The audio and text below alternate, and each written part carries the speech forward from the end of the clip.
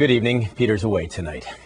Well, most years, the flu season is trailing off by now, but tonight, health officials all over North America are scrambling. For starters, there's that mystery illness in Mexico we told you about last night. Doctors here in Canada are watching for worrisome symptoms in returning travelers. And now health officials in the United States are concerned about a new strain of swine flu in 2 states that border Mexico. So, coincidence or connection? The CBC's Joanna Rumiliotis is on the story. It started in Mexico City with a cluster of cases, people reporting severe flu-like symptoms. Then another cluster in a city nearby and a few more isolated cases in the south. 20 people have died in the last week, most of them young adults between 25 to 44 years old. It's not clear what killed them, but in this post-SARS era especially, everyone is on high alert.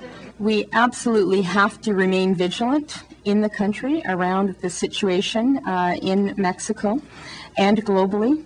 And again, we continue to evaluate what is going on there and work closely with the World Health Organization. Canada's Public Health Agency has issued an advisory warning health officials to actively look for cases of severe respiratory illness, particularly among those patients who've been in Mexico within the last 2 weeks. About 10 people have been investigated in Ontario alone. I can't say it's a stagnant number. It's probably changing by the hour as they come. Some come in, some come off. Still, there's no sign the mystery virus has appeared in Canada. But in a troubling development, a unique type of swine flu has been diagnosed in 7 people in California and Texas this week. The states share a border with Mexico, not far from a town where 2 deaths were reported. The U.S. cases are unusual because it does not appear any of the patients had contact with pigs, and the virus is one health officials have never seen before. We don't know yet how widely it's spreading, and we certainly don't know the extent of the problem. No cases of this swine flu have been found in Canada, and if there is a link between the cases in the U.S. and Mexico, Canada's top laboratory will help establish it. Officials here are analyzing 51 samples from Mexico, one of the critical tests, whether any are swine flu.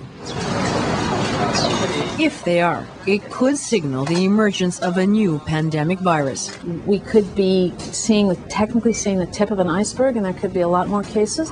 Health officials say the speculation won't last long. Within a couple of days, laboratory results will be in, and the picture will be clearer. Joanna Rumiliotis, CBC News, Toronto.